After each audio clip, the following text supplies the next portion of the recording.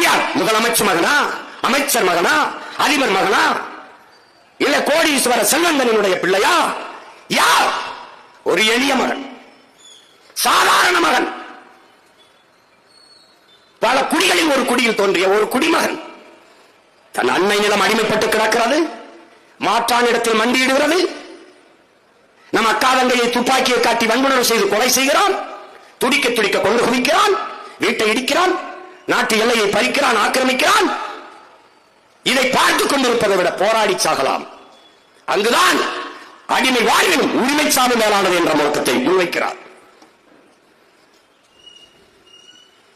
அந்த முழக்கத்தை முன்வைத்து மக்களை திரட்டுகிறான். தன்னோடு படித்த 5 நண்பர்களை கூட்டுக் கொண்டு காட்டுக்குள் புகுந்தான். 5 பேரோடு சென்ற அவனுக்காக 50,000 பேர் செத்திருக்கிறார்கள் என்றான். அவன் எவ்வளவு பெரிய புரட்சியாளன், அவனை நம்பியிருக்கான் பாரு. இவன் கூட போய் சாவமடா, நாட்டுக்காக, அன்னை நிலத்தை மீட்பதற்காக உயிரை கொடுப்போம் என்று செத்திருக்கிறார்கள்.